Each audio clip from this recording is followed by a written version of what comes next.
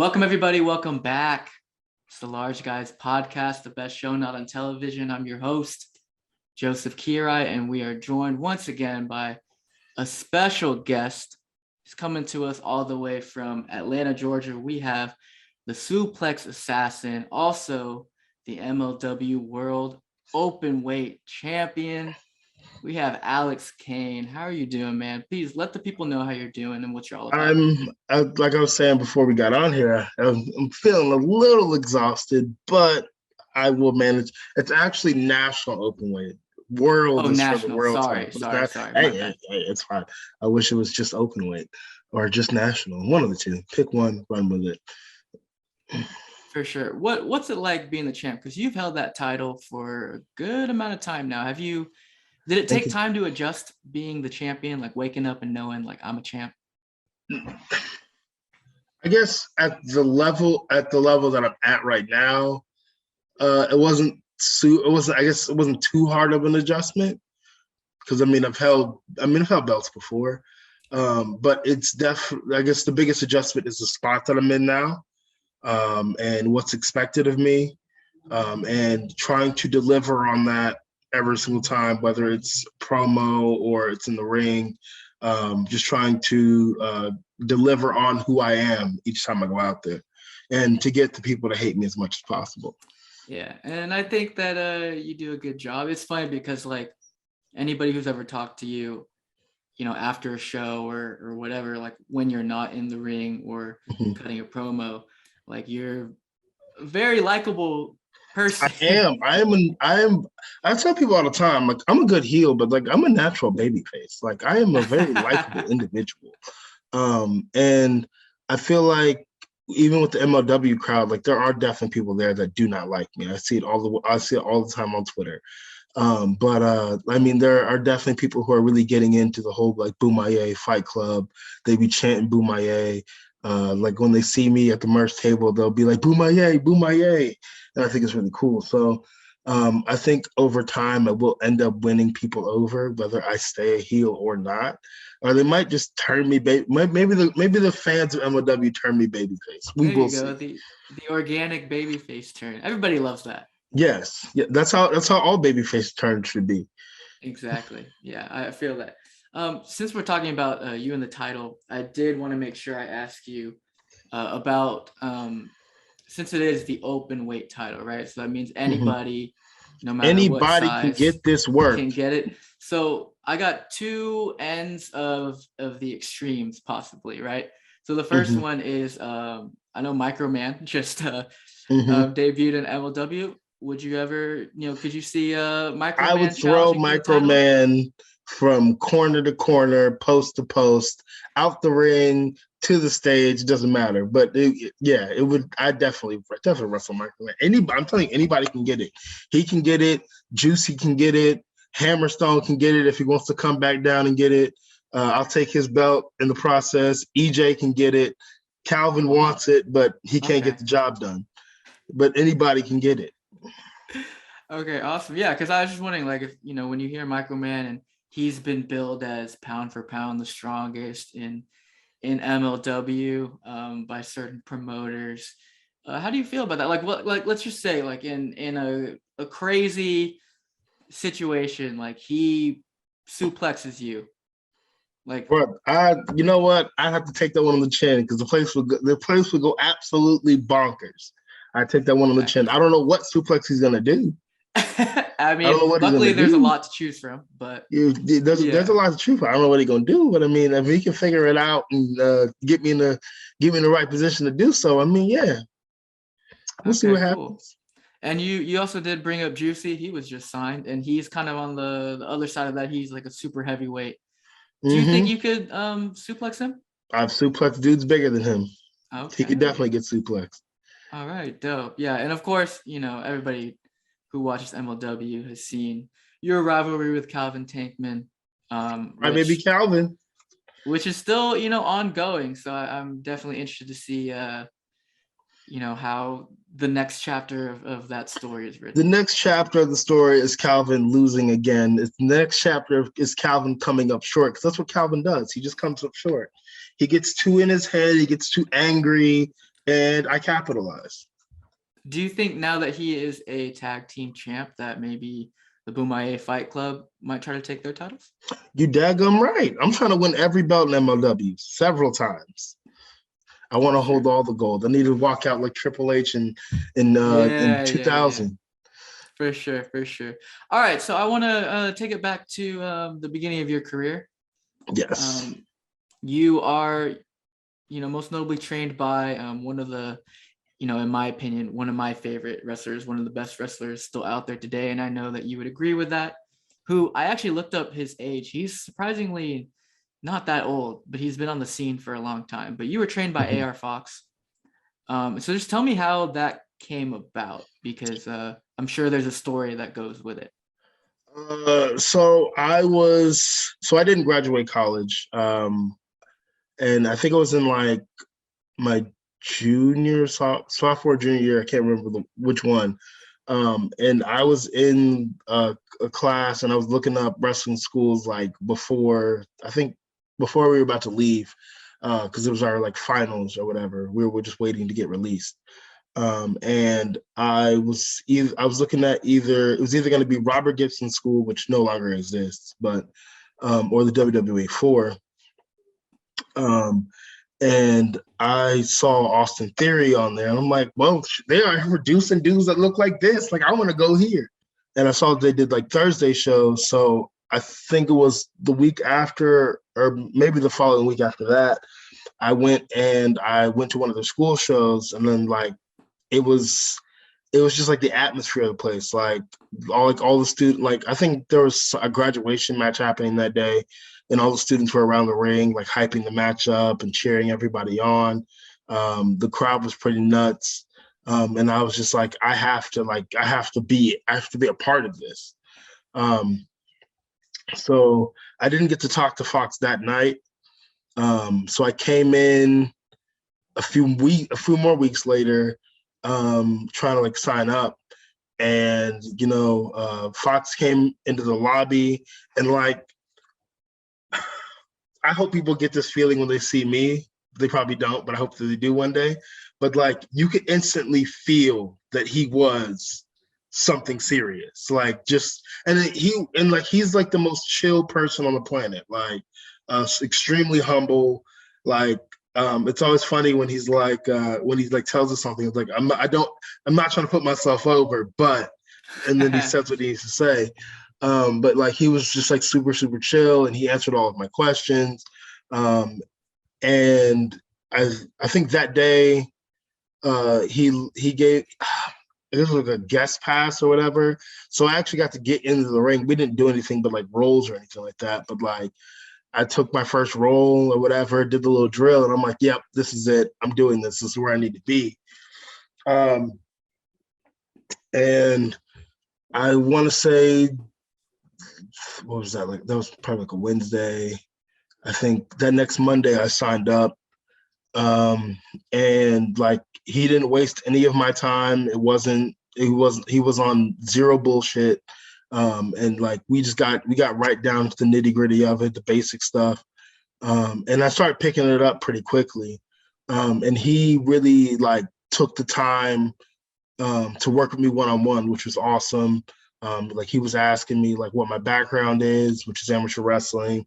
And then like, he watches so much wrestling. So like, and he's wrestled everybody out here. So he would like suggest things for me to do or whatever, to, add to my moves, to add to my character. And I think it was only like 6 months until I debuted on the show. I wrestled him in my graduation match. Wow.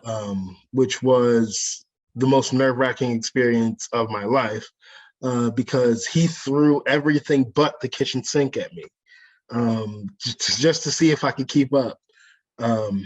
And I think my second match also was against him also. So like, he really had a hand in, like, more like, yeah, he's my trainer, but he really had a hand in making me who I am today. That's really awesome. Yeah, I actually agree with you on like being around Air Fox. I've only been like near him once, and that was most recently at For the Culture. I Mm-hmm. was sitting, in my seat, and then he walks up with his wife, and I'm just like just shocked that he's there. Mm-hmm. And like he's holding his Starbucks with his wife, and I think his wife caught me just kind of like staring, so I just had to like look away. But like I was comfortable going up to basically every wrestler that like I wanted to meet that weekend, Mm-hmm. except for him. Like there was just something where I was like, I don't know if I can talk to AR Fox right now because Man, he's um he's so he's so chill. He's so yeah. chill. And I mean I noticed that too, because like when I left the venue, he was like smoking with fans. So Mm-hmm. um but yeah, he is the first person on the indie scene that I ever like watched wrestle. Same. So like for me, I saw him and Apollo Crews, who was under a different name at the time, but that was like the first indie match. Never heard about indie wrestling before. That was like the first thing I ever saw. And Mm-hmm. for that, I was like, man, this dude's a legend, like already. Yeah. Like first time I saw Low Main Pain, I was like, I'd never seen that before. Have you ever tried that move, by the way? I know Nope. Austin Theory's been using it. Have you ever Nope. tried it yourself? Theory and Fox can have that. That is Yeah. not in my wheelhouse. That is not an interest of me. I envy Fox for the fact that he can just run up and just do that so effortlessly. He can just dive out of the ring like effortlessly. And it's not like he's like doing it and then he's going here. Like somebody does that. He literally jumps from the mat up a whole body over the top rope every time effortlessly. It's crazy. Have you ever at least taken the move? Has he ever been like, hey, like, let me? No, I haven't ever taken the move. And, some days I wonder why. But, yeah, no, I've never taken it. Okay. Yeah. Just out of curiosity, because you did say that he's suggested, things you can add. I was just wondering if maybe he threw that out there or something similar, like off the top rope. I've taken his 450, but that's about it. But I've never taken the Low Main Pain. One day. Maybe, yeah. Hey, you never say never, right? Okay, so just moving on. So we've talked a little bit about your career, but nowadays you actually have your own fight club, right? It's the Bomaye fight. The Bomaye Club. Fight Club, the most dominant team in MLW. There we go. There you go. Can you just kind of explain a little bit about like why you wanted to form your own fight club? I know originally you came into MLW as part of ATT, but also just what Bomaye and what that means to you and why it's a part of you. So yeah, I came into MLW part of American Top Team, and I guess with Dan, he wasn't there like super often, and he was mainly dealing with like stuff in AEW, which is fine, get your money. And I kind of felt like, if he can do this and run a fight team or whatever, I can run a fight team. So like I started like brainstorming ideas and like looking at like just different fight teams throughout the years. And I stumbled upon this documentary. It was a Muhammad Ali documentary. There's like 4 parts to it. And I believe the third part of it was the Rumble in the Jungle, Thriller in Manila. Is it Frazier? I don't know. It's either Foreman. Believe so, yeah. I think it's Frazier. It's Frazier, yeah. It's Frazier. Yeah, Frazier and Ali. And the people in the Congo were chanting Ali Bomaye, Ali Bomaye, and what Bomaye means is finish him, kill him.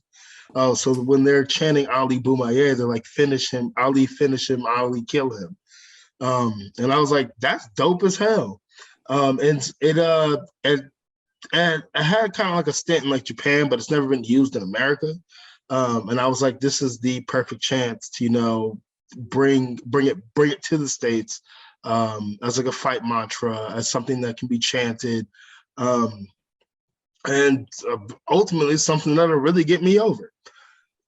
So Mo's been making his money training people, knocking people out. So I recruited Mr. Thomas as my muscle, or what some of people say, my heater, but I don't. We always had the conversation. We had the conversation when we first met. He was like, you don't need a bodyguard. This is overkill. Right. And I'm like, yes, Right. this is overkill. That's what we need. So I mean, I guess my vision for the Bomaye Fight Club is to dominate every division. Like I hope that one day I recruit a featherweight. If me and Thomas got to be the tag team of the group, cool. But I would like to recruit a tag team. Maybe even have a super heavyweight in there. Just expand it as much as I possibly can. I would like to have somebody from every fighting style in the Bomaye Fight Club, because I'm looking for MLW domination. For sure. Yeah. And world domination, actually. There we go. Yeah. Even bigger. Yeah. I was going to ask you, like, it's you and Mr. Thomas right now, but like, is there anybody you have your eye on that, like, hey, I'm trying to bring this person in? I have my eye right now on Jordan Blade. She is an independent wrestler right now on the scene. She is a shooter, and I love a good shooter. We wrestled a few weekends ago. I beat her for the heavy hitters title at Paradigm Pro Wrestling. But she is definitely somebody I have my eye on. Awesome. Yeah. I would love to see just how big the Bomaye Fight Club can be, and definitely would be really cool to see, more people added. Obviously, you and Mr. Thomas are great. Don't get me wrong, but yeah, I mean, definitely would like to see what the potential of expanding the Fight Club could be. So that's really exciting. Would that have to necessarily be just through MLW, or is the Bomaye Fight Club, beyond? Can it go beyond that? Oh, it can definitely go beyond that, and I'm slowly trying to find the best way to bring it onto the scene. I don't want to just be like, oh, boom, here it is. You know what I'm saying? Yeah. Like, I want to do it the right way. But yeah, I definitely want to bring it on to the independent scene. Awesome. All right, so there's something that you tweeted about fairly recently, and you talked about how if wrestlers don't know how to tell stories, then they probably shouldn't be in the ring, or something along those lines. I'm paraphrasing. But I know you. I think it was probably more of something like storytelling definitely makes your life a lot easier, and it definitely does make your life a lot easier. A lot of guys will go out there and they'll just run spot after spot after spot after spot. Yeah. And they'll be like, well, why am I not getting over? And it's because anybody can do a spot or whatever. But not a lot of people can get people invested in who they are, getting them invested in their match. Because once you have them invested, it's not just a move to do a move. It's like, oh, is this guy going to win? Oh, is this guy going to lose? Oh, that was devastating. Like, it adds so much more drama to the match. And that's what professional wrestling is, in my opinion. It is storytelling. It is drama. So, like, I always tell the guys at the WWE 4, it's like, I think about wrestling in a video game aspect as far as like selling and, when to take time, when not to take time, when to move, when not to move. But wrestling is not a video game in the sense of you need this big ass fucking move set. Because you don't. Like, if you look at like Austin, Rock, Taker, like pretty much anybody from the Attitude Era, like they only had like 4 or 5 things that like signature things that they did. And they did them every match. And in more or less, like WWE is still the same way now. WWE Superstar is still the same way now, where like they have those things that they do, and they do those things. They may find different ways to get into those things, but those are the things that they're going to do because those are the things that work for them. That's what people are invested in. So if younger guys and even some older guys on the independents could wrap their brain around that and learn to get, just this like group of 5 things over, get these things established, they don't have to do as much. You can still have your crazy spots and your crazy moments, but like if you have these things established, they're always going to be hooked. Like, I think the best feeling in the world is when you have an established finisher and you could hit that anywhere in the match and people think it's over. Like that, like, or that's like the perfect like false finish. Like if you hit something like, oh shit, this might be it, but then the guy kicks out, you get this huge fucking reaction or whatever. They're invested. If you have IWTV, Action Wrestling is premiering I Am Violence. I wrestled the IWTV World Champion AC Mack, and if you watch that match, it comes on like 10 p.m. or whatever it is, Central Standard Time. But like you'll definitely like see what I'm saying in that match if you watch it. But you want to have people hooked on everything that you do, because then in turn, I think I've already said this, but you don't have to do as much. You don't have to bump a million times to get over. Like I think Bubba Ray has said that several times, and though I don't agree with everything that he says, he is right on that. Like you do not have to bump a million times to get over. You just have to get them invested in who you are. And a lot of guys don't know, like especially going back to the school, a lot of those guys don't know like who they are as characters. Like some of those guys will be like, oh, I'm a badass, or oh, I'm a striker, or I'm a brawler. I'm like, those aren't characters. Those are pieces to a character. Those are building blocks. But when you put it all together, who are you? So people would stop thinking so much of moves, start thinking more of character. And then, the signature spots will come. And then the investment into a character will come. And your life will be exponentially easier.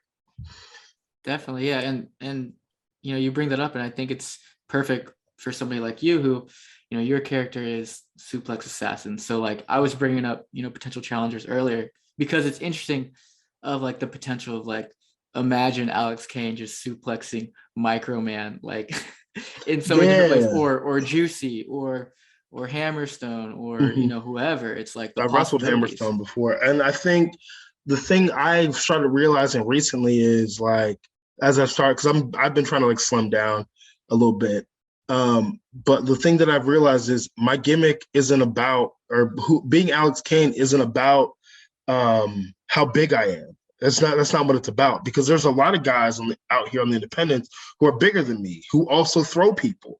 But for me, it's more of, can he suplex this person? How many times can he suplex this person? Like those are the questions that I get asked, and that's what people tune in to see. So they're already invested. If I'm wrestling Juicy, can he do it? Can he do it? And you build the story around that. And then when it happens, or something, maybe it doesn't happen, who knows, or whatever, you're still invested and you still get some kind of payoff. If I'm wrestling Microman, how far and how many times can he throw Microman, or whatever? And no matter how far, how many times I throw him, people are invested in the match. Exactly. Yeah. And that's how you build your spots. I think that's a really cool thing. And I appreciate you, kind of giving us a lot of insight on what you think about that, because I think storytelling, there's definitely an art to it, just how like wrestling itself is an art. Yes. Storytelling especially is an art, and not everybody, can get it down. I'm not a wrestler, but it just seems like it's something that takes a lot of time to develop, right? Yeah, definitely. And like, don't ever like,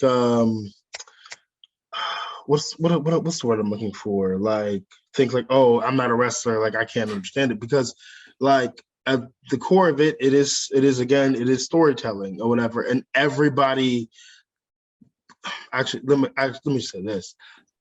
Like, we all grew up reading books, we all grew up watching movies, TV shows, or whatever. All of that is storytelling. Like, all of that is pro wrestling in a sense. Like, right now, like my girlfriend watches movies in match structure. It's the cutest thing ever. But she watches movies in match structure. And like how you would watch, what's the last thing we watched? Into the Spider-Verse is how you would watch a pro wrestling match. Like, okay, we're here in the beginning or whatever. The good guy is, he's rising up to the occasion.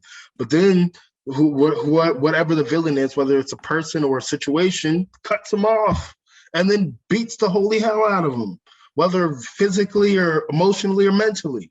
But then you got to come to a comeback. The baby face gets up. He's coming up. He's coming up. He's coming up. Oh, my God. Yay. And then you got some fall season there, and then you got to finish, which is the end of the movie. Exactly. Yeah, and it's funny because a lot of people ask me, they're like, you like watching wrestling? It's like usually people who like used to watch as a kid and then found out like, you know, it's not necessarily real or whatever. And they're like, you still watch wrestling? And I was like, yeah. They're like, you know, it's, you know, scripted and blah, blah, blah. And I was like, you watch movies?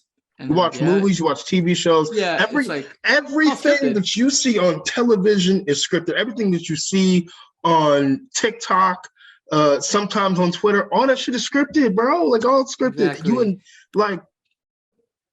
But even though it's that, you don't like, I wish people would get into their minds. Like, you don't have to disrespect what I do because you don't like it. You don't have to like it or whatever. It's not for everybody. I would hope that it's for everybody, but it's not for everybody. Yeah, of course.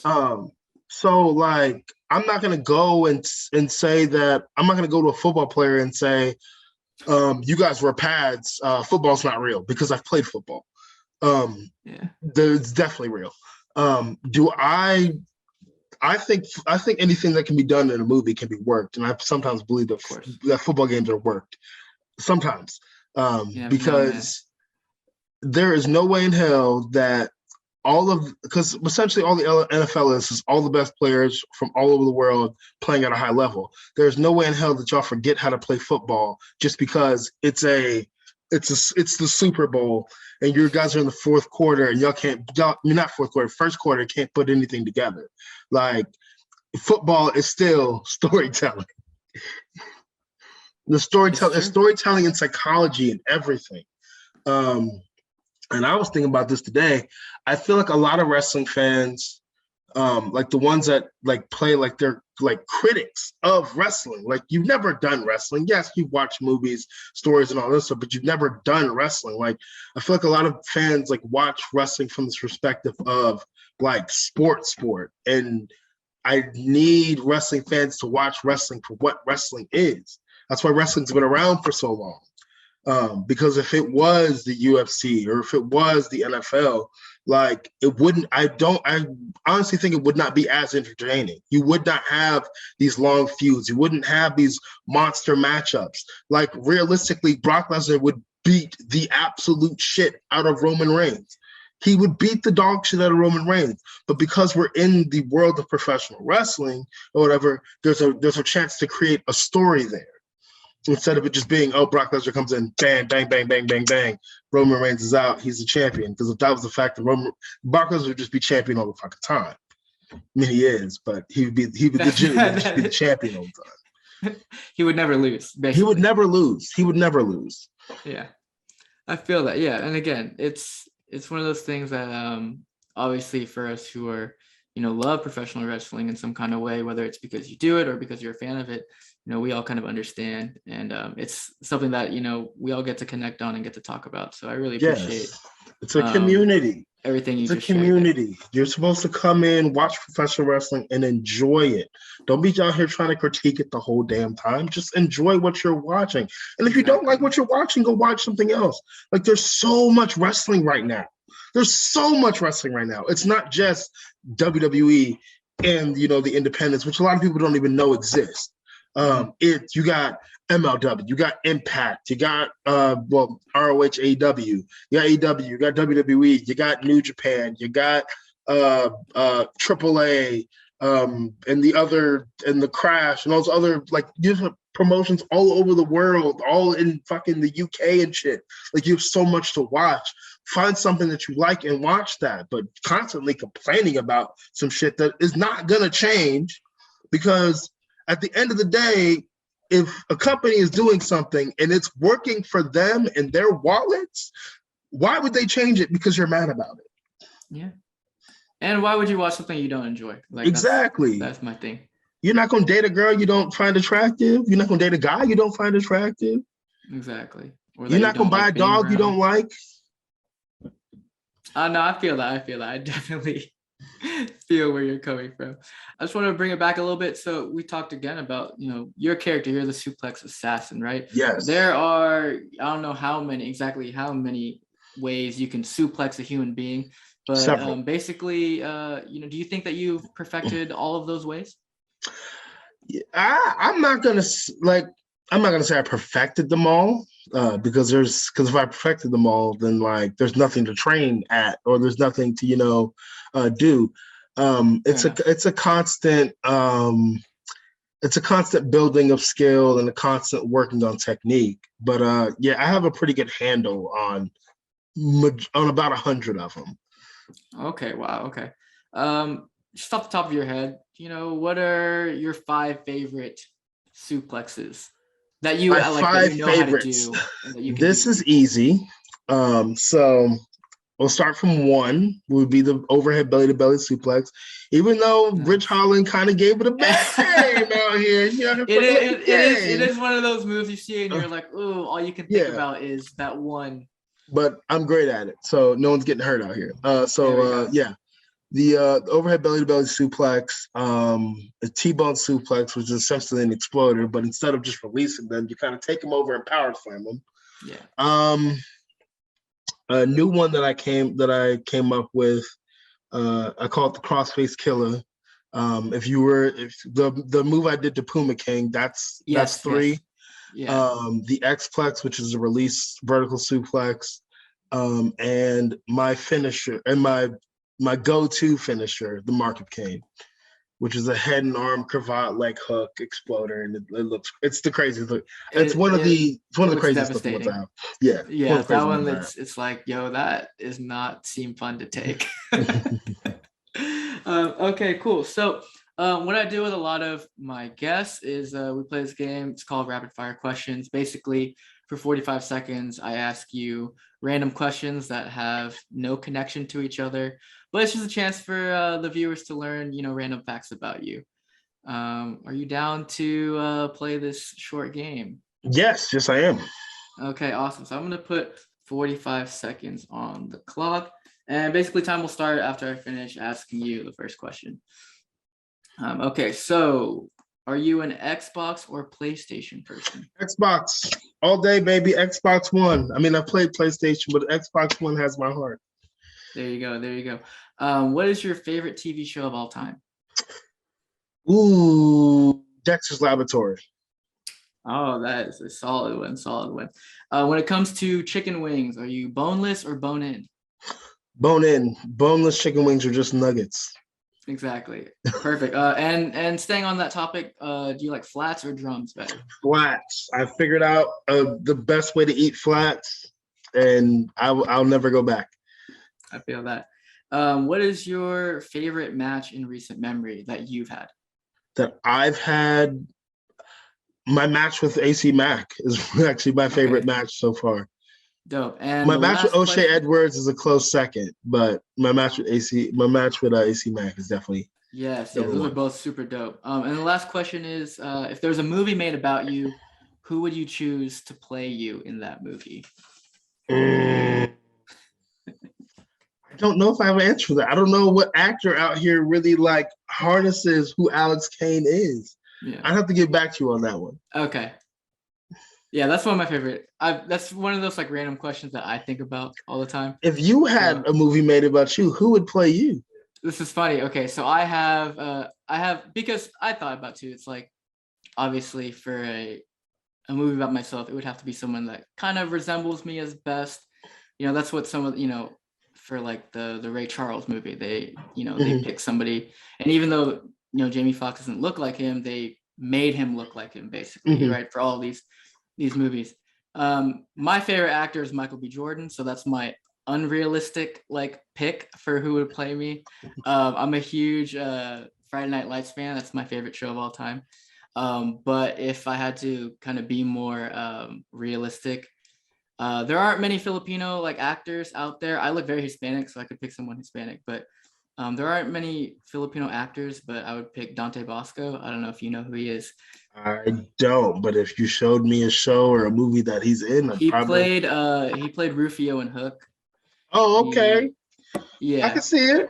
I can see it. Yeah, he's a lot older now. He's like in his 40s or something. But that's my realistic pick. But that's one of those things that I don't know. I just think about random stuff, and I like asking people about that. That's the best way to live life, dog. Think about random shit. Ask questions. For sure. Okay, so you mentioned earlier that in high school, you have an amateur wrestling background. You played football. Just wanted to kind of touch upon that, and I guess obviously the amateur wrestling has kind of formed, how you are as a pro wrestler and some of your moves. But how was your experience, like doing sports in high school? And did you say that you played sports in college as well? Yeah. I wrestled and I played rugby in college. Okay, super dope. So yeah, what were those experiences like? They were like my freshman sophomore year were kind of rough as far as like sports and stuff goes, because I was small throughout high school, but like I was really, really small. And it was a lot of like having to like prove myself to everybody else. Which I look back on it now, it's actually kind of funny, and it probably made the experience more fun.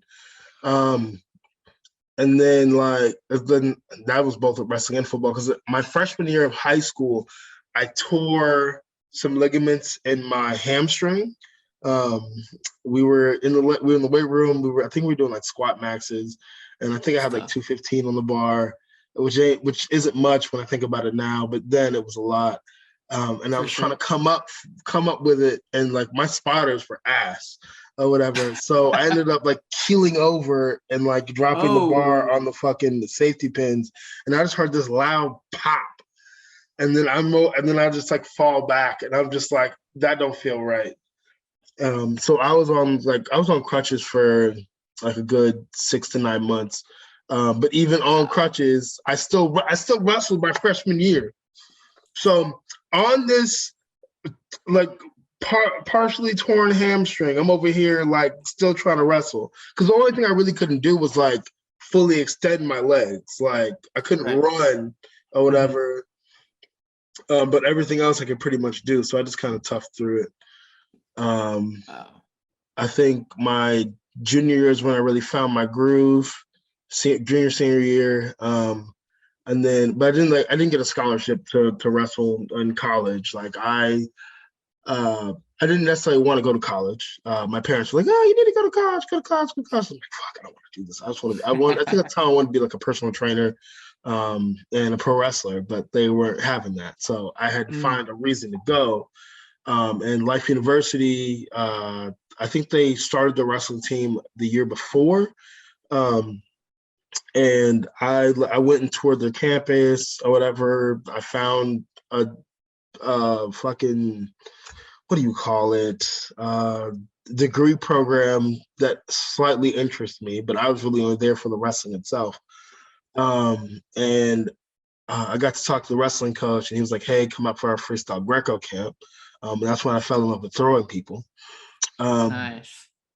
And I did that camp, did the whole thing or whatever, and he offered me a spot on the squad the following year. So that was cool. And then I did that for about 2 years, and then I was like, I'm burnt out on wrestling. I can't do this shit anymore, because wrestling, like amateur, wrestling is really hard on your body as far as like weight cutting, like having to go up, to go down, to go up and down or whatever. Like every week, right? Yeah, almost every week. And then like practices were always brutal. So I just not even I decided. The athletic director at the time, he used to be the rugby coach.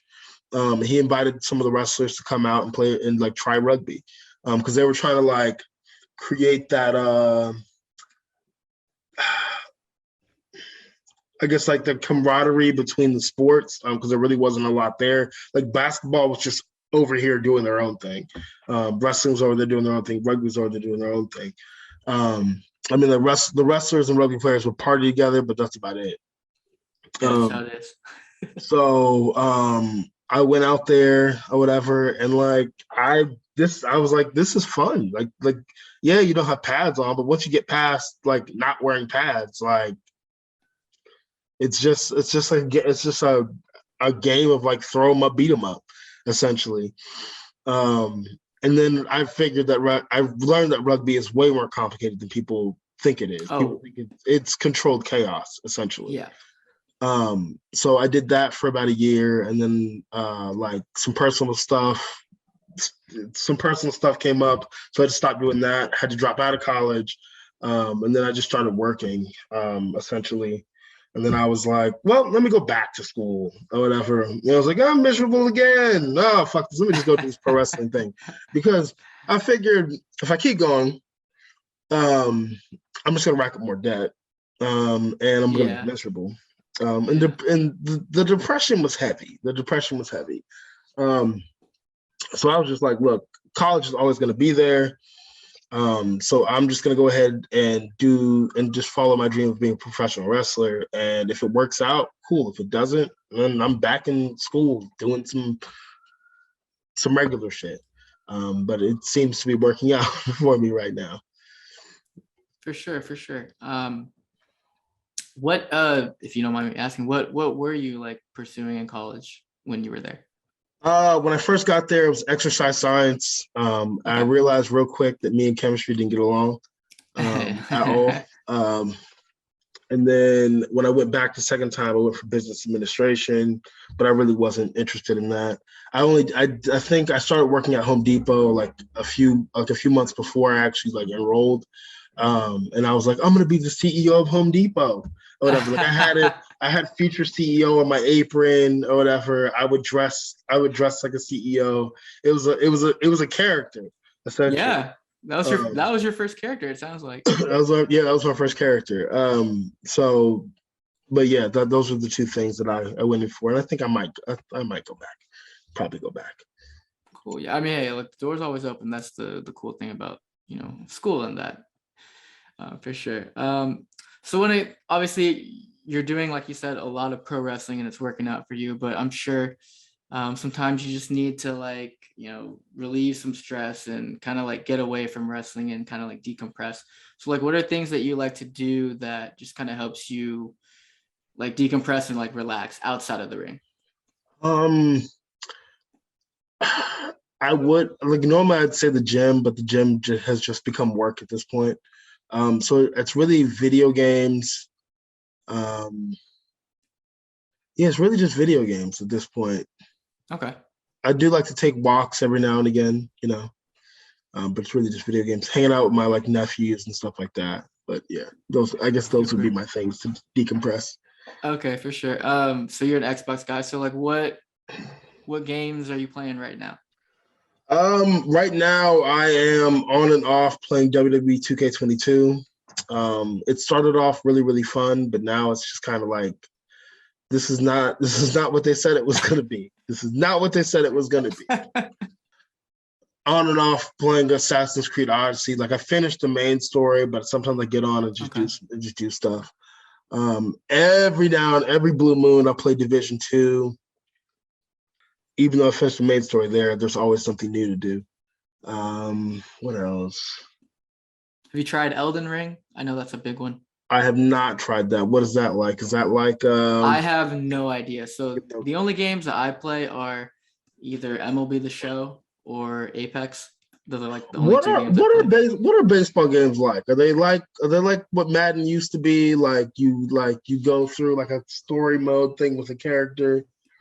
Yeah, so for me, I played all of the sports games. Like, I mean, I have 2K, like NBA 2K downloaded, FIFA. I actually just got Madden off to make room for the new MLB game.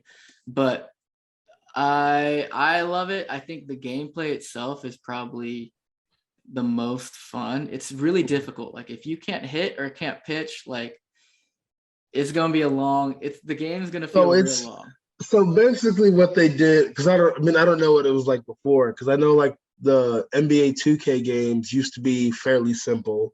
Yeah. Like hit a button and go, or like flick the stick and go, and like the timing was really easy. But over time, like especially at the last one that I played, which was like 21, like timing is like you have to be like really you have to be really skilled or whatever to play. Yeah, Like for sure. playing the my career mode or whatever, it requires less skill. You still have to be kind of skilled, but like a lot of it falls on your overall. But like if you're going to go play in the park, like your timing has to be there because if it's not making it. And I'll be seeing dudes just green shots, and I'm like, what is going on here? And then I That learned or that a lot of they're guys, throwing lobs and they're dunking on you and you have yeah, no idea what to do about it. throwing shots from behind half court. I'm like, what is going on here? Exactly. And I'm like, why can't I do the same thing? But yeah, no, Exactly. it's definitely I think the cool thing about MLB is yeah, just like it's easy enough to like have fun, but like if you really want to get good, you gotta like, learn the skills and stuff like that.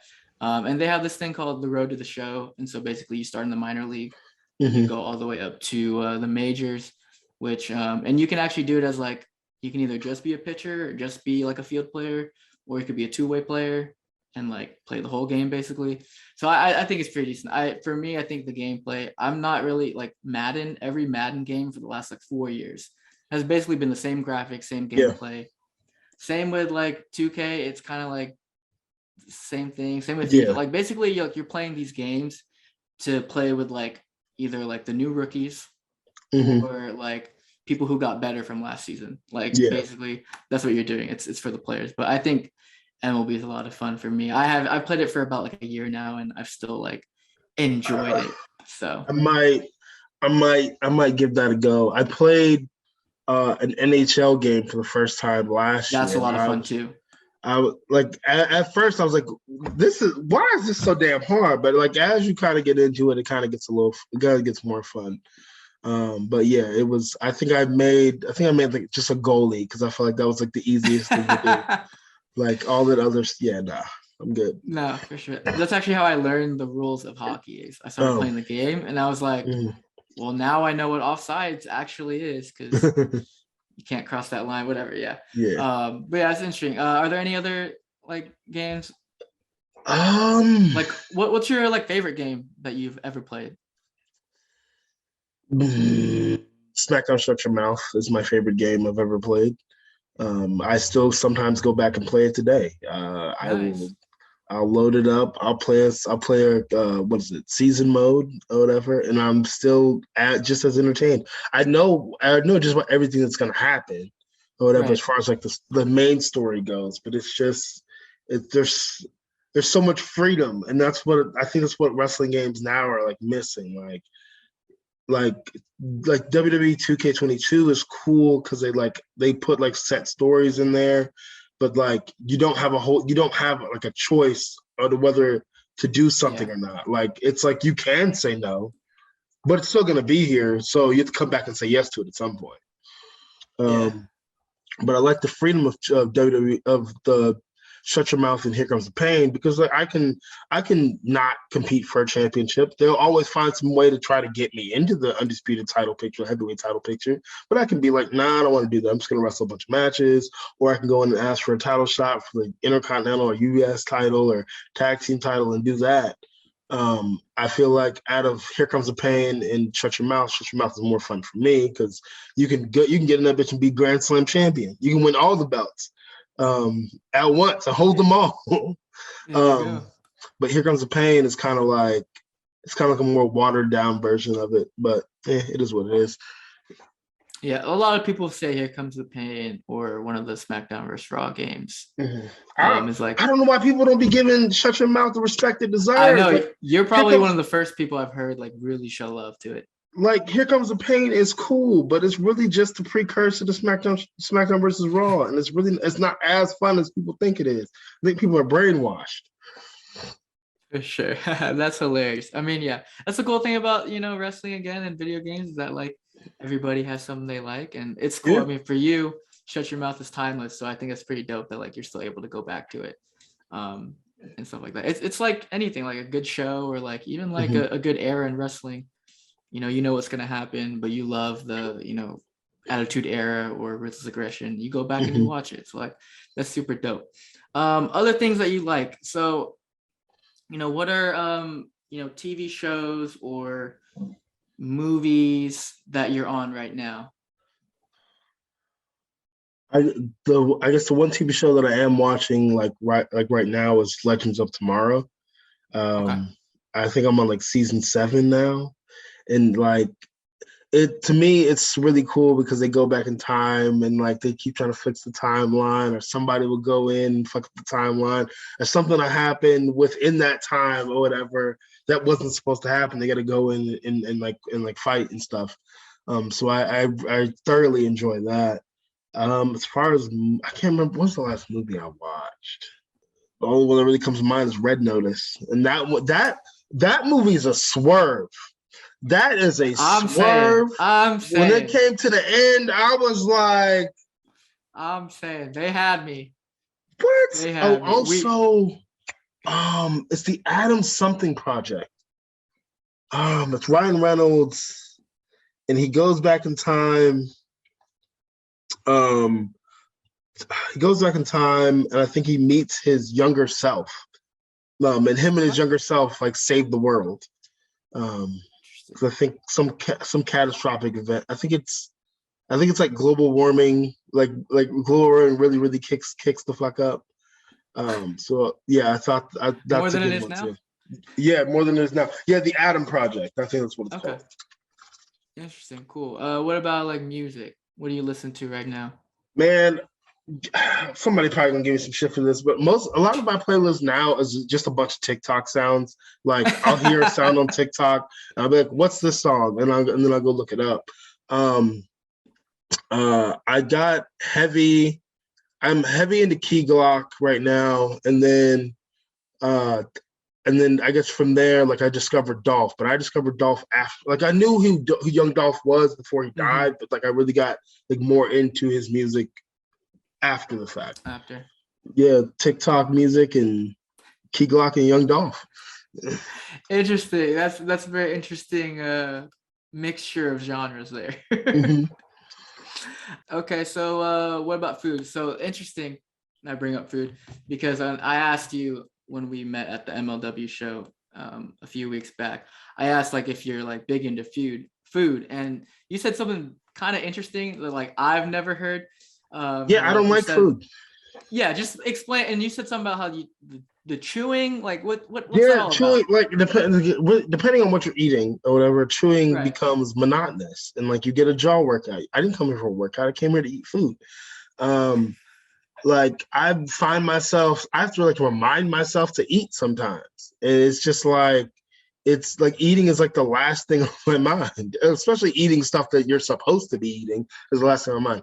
Like when it comes to like fast food and stuff, even then I don't eat a lot of that, but like I can be like, oh yeah, I want checkers. I'm gonna go get checkers or whatever. But like having to like make the food it's just like like I'd rather like I actually let me say this. I don't like having like prepared meals and stuff. I'll snack all fucking day. Okay. But like having to like prepare a meal is just like So no. you're not a chef in the kitchen Mm. type. I no even I mean I'm not a chef in the kitchen. I'm pretty good at it, but even Okay. then I don't want to do it. Yeah, it does take a lot of time. Yeah. So even though you don't like food, I'm sure there are things you prefer. So, especially you're in the Atlanta area, what are spots that you would recommend to people? Like for me, like I've never been to Atlanta, and that's the place that I would love to visit. And I everywhere I go, I think gotta eat. yeah, I'm not like a super foodie or whatever, but like Atlanta, Georgia has never failed me on wings. The wings here are great. Okay. Um, uh, I went to this Mexican restaurant. I'll have to send you the name of it because I can't remember it right Okay. now. But that was pretty good. What is the place called? I think it's called the Bando, which is also like a wing spot. Um, I can't remember exactly. It's in Atlanta. I can't remember exactly where it is, but it's like a trap house museum in a sense, like a little museum or whatever. Okay. They have food and it's pretty good.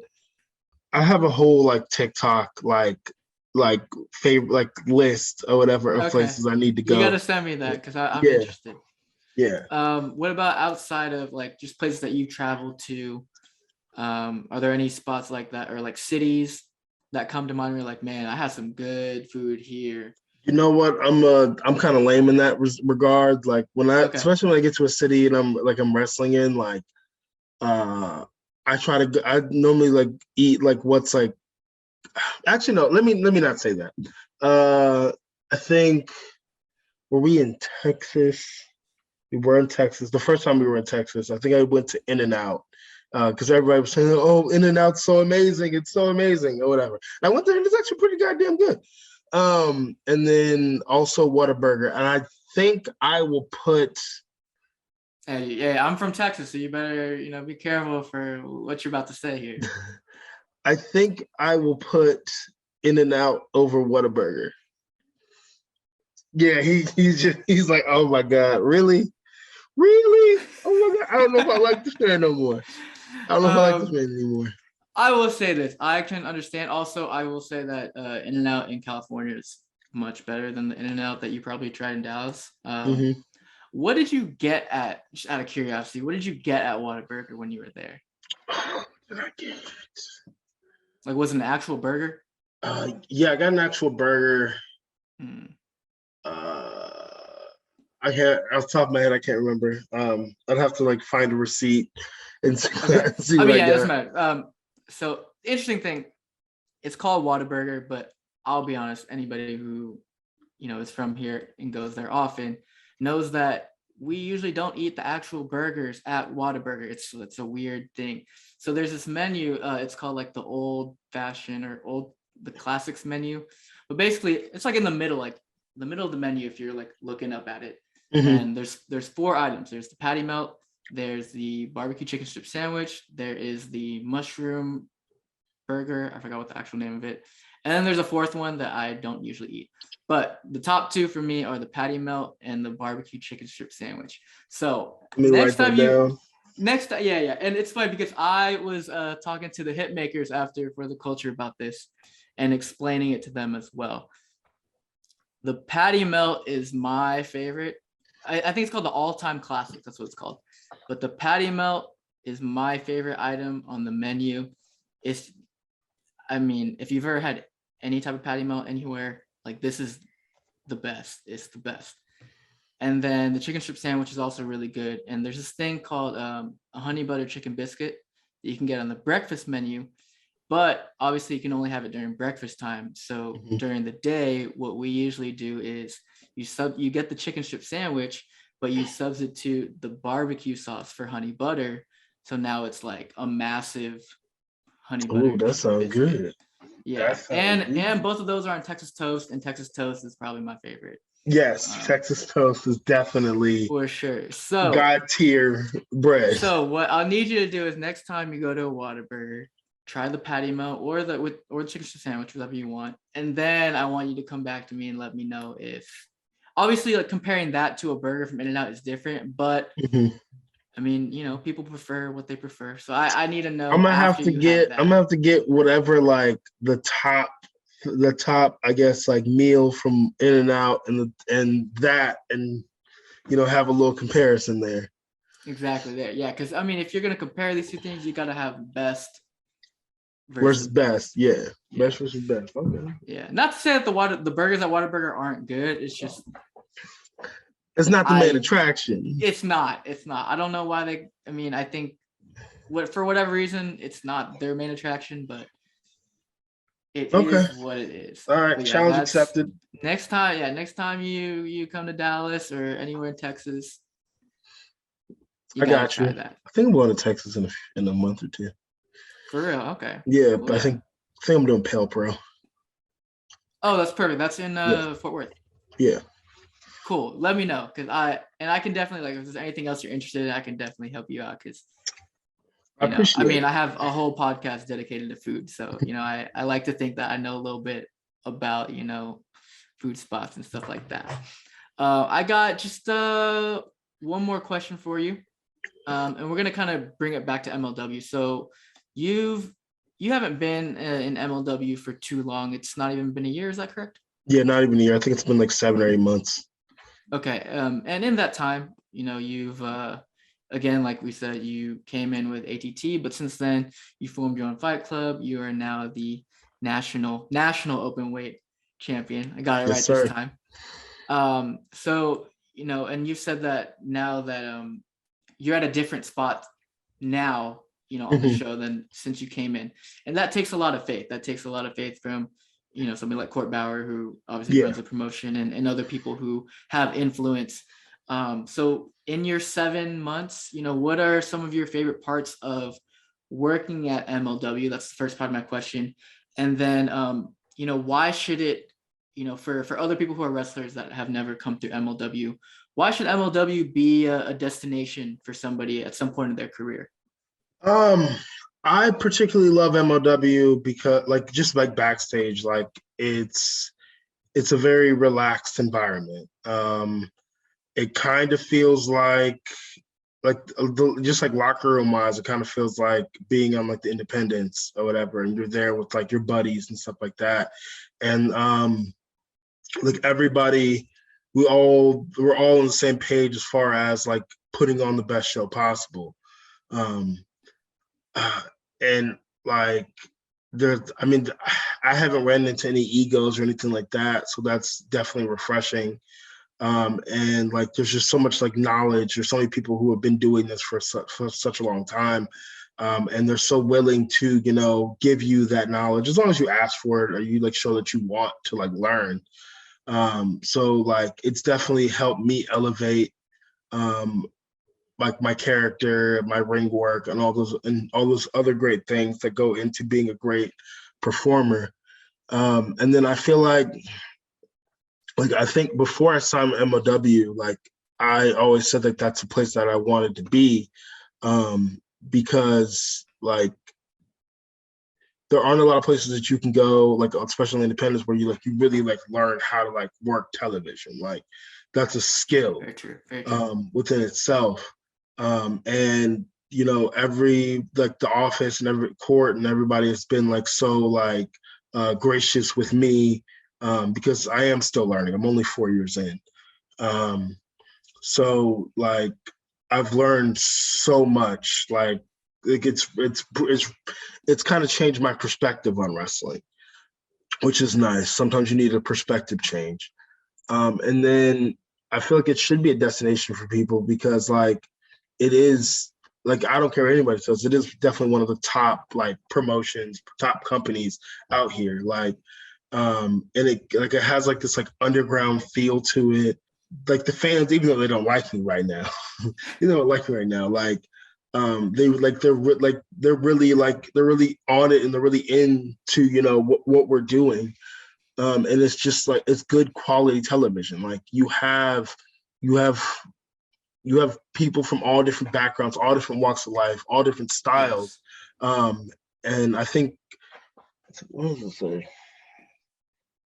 Yeah, it doesn't say it on here. I think there's another shirt that we have, but like we are truly hybrid wrestling. Like, and I always believe, I do believe that like styles make matches. Like you could have like a bunch of bodybuilder dudes or whatever doing the do, but like that's not entertaining to me. But when you put like a luchador versus like a powerhouse or a fucking high flyer versus luchador or fucking technical guys versus powerhouses, like those make for like really, really exciting matches. Like Hammerstone versus fucking Davey Richards was a classic because I think, and it was probably one of the best matches that have ever happened to MLW. It was just that fucking good. And I don't think that you would get that anywhere else. The presentation of MLW is dope as hell. It's unique. It feels like, I always say it feels like the UFC, but like if UFC was pro wrestling. Like there's like real like character development.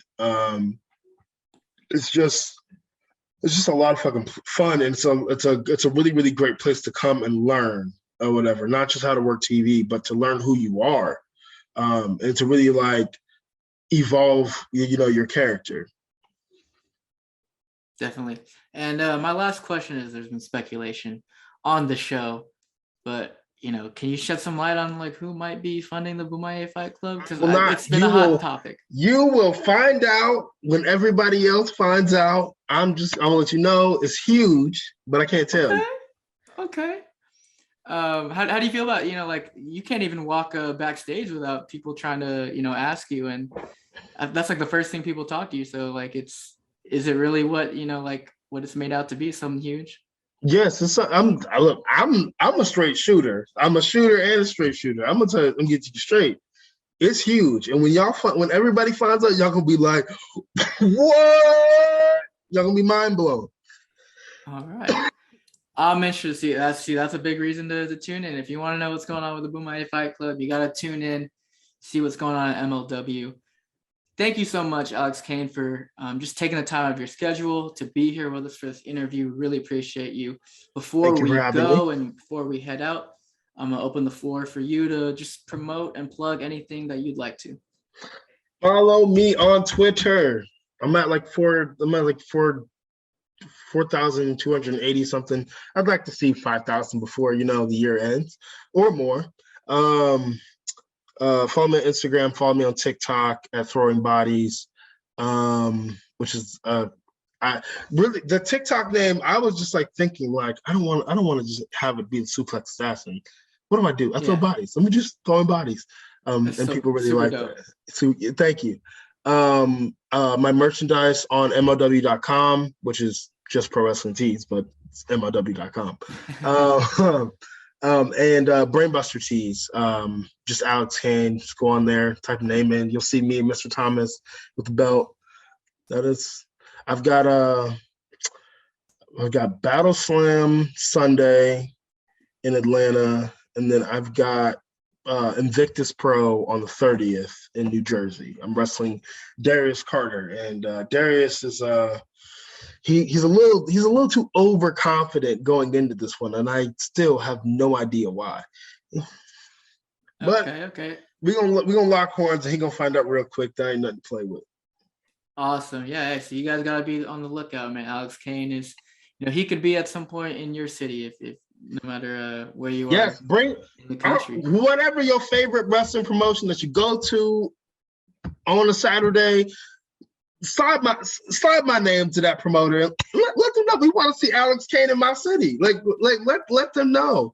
For sure. I definitely want to see Alex Kane working all the promotions in Dallas because, I mean, that's where I live right now, and it's just always a good time to have the best quality talent coming through. Damn right. And who knows? I mean, I watch VIP wrestling a lot. Shane Taylor is the champion. Maybe we see you try to go in and throw Shane Taylor. I had a Twitter exchange with Shane Taylor. He's way better at talking shit than I am. Way better at talking shit than I am. But I didn't get in my feelings. But yeah, definitely that's definitely a see again, he one punch man out here, and I'm throwing people. So like that's a great like stylistic matchup. On the professional side of things, there's so much I can learn from Shane Taylor. But yeah, it's definitely a match I want to have.